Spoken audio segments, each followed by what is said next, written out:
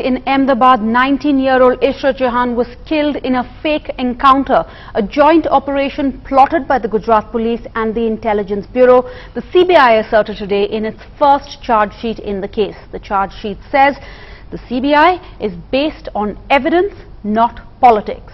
Although the agency shied away from naming Gujarat Chief Minister Narendra Modi in the charge sheet, it received a predictably sharp response from the BJP.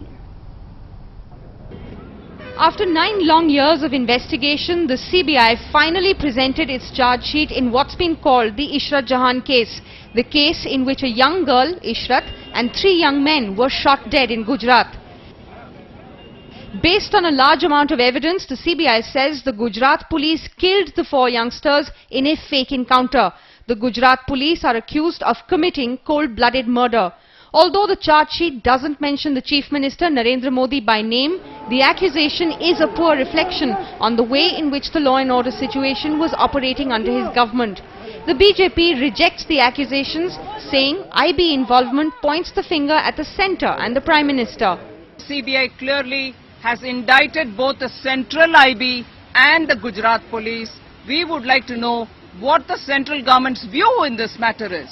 Because after all, every time IB shares an input with the state police, they report to their bosses in the union government. But the CBI says it has enough damning evidence, including testimonies from police officers who will be witnesses in the trial.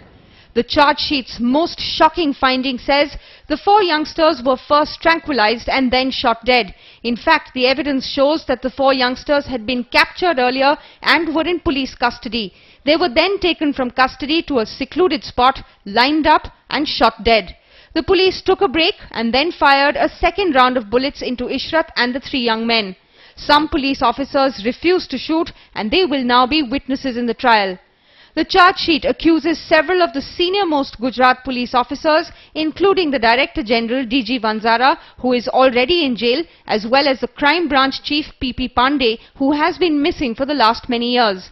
Despite political and interdepartmental objections, the CBI resisted all pressure and accuses a senior officer in the Intelligence Bureau, Officer Rajinder Kumar.